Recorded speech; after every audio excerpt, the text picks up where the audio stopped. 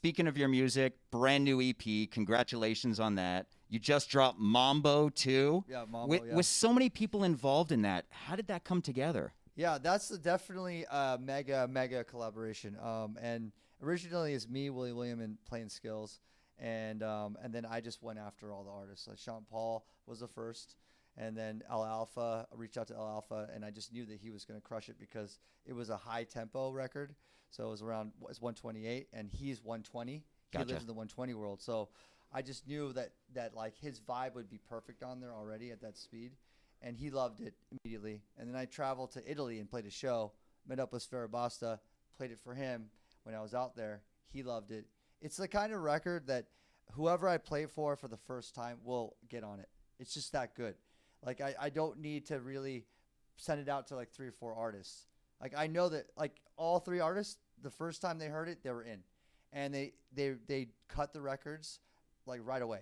So that's when you know you have a hit. Like, it's magnetic. Like, and it's also for me as entertainer and DJ, it's a perfect record to play because it's a call and response. Right. You know? And so when people know the song, they'll know to sing that part That along. gets the crowd in it with you. Absolutely. Yeah, and then it's got English, Spanish, and Italian, which is very rare to have more than 2 languages on a record.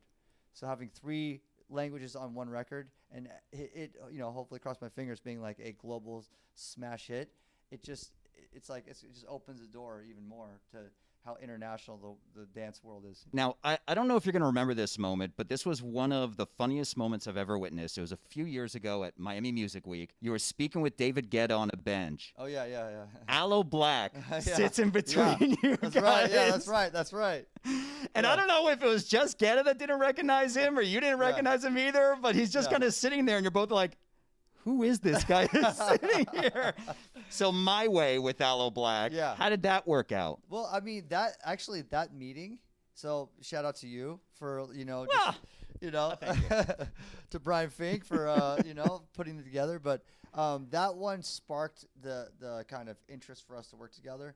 And then, I mean, I always want to work with him, and he said he's always want to work with me. But, you always need that human-to-human connection just to light the fire. Right. And he sent me the vocal that he did for My Way, and I'm like, man, I need to get on this record. It's so good. I mean, we sat on the record for since that time. Wow. I mean, it's like at least, I don't know. A few like years 2 ago, years yeah. ago.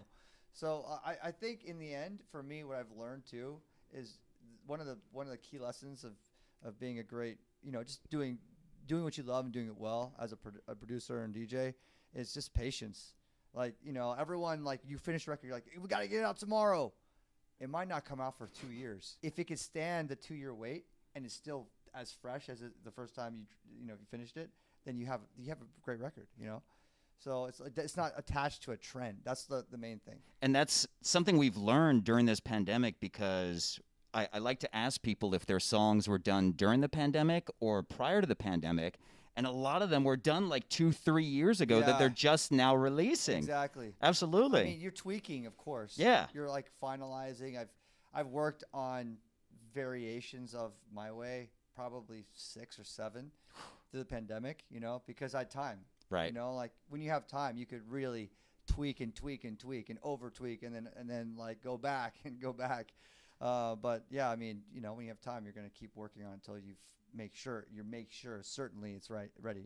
Well, speaking of having time, I know that you have so many ventures out right now. The Pokemon cards, the baseball cards with tops, the music. What is next in 2021? More music, tons more music. You know how ton of more music. Yeah, I mean, 2020 was busy. I'm still in the studio a ton, and I have like a full Latin collaboration project with Dima con Fuego, starting out with Mambo. So that's my Latin label. So more music around on under that label. And I have, potentially the next Neon Future 5 in the works. Wow. Too. Yeah. Now, I was talking to Dylan. This is your second gig since the pandemic? Yeah. How crazy is it? know. You're in town for the Super Bowl. Yeah. It's pretty insane. It feels really. I'm really nervous, to be honest. Because it's been a year. I know. I just don't have like that. Like, when you're in the flow and momentum and just like I literally could wake up from side of stage and get on stage and just rock a crowd to however many people which I've done many times. I've got my eye mask on, earplugs in. They're like, you're on stage in literally 35 Let's seconds. go. And I could just do it and knock a show out. But this time it's requiring me like hours of prep. I'm like, I have to go through my set a million times. I'm playing a 2-hour set. So it's also not entirely a Steve Aoki concert show. This is a Super Bowl crowd. Right. So I got to be playing like, you know, mainstream commercial records and Aoki records and, you know, being more of a DJ than an artist. It's almost like the beginning of Steve Aoki again. Yeah, it is. It's a reset. So it's good. The challenge is great. It's also uneasy and anxious, but I'm always up for it. Well, you always kill it. Steve Aoki, welcome back to town. Congratulations on the EP, MAMBO. Thank you for being here. Thanks a lot, Brian.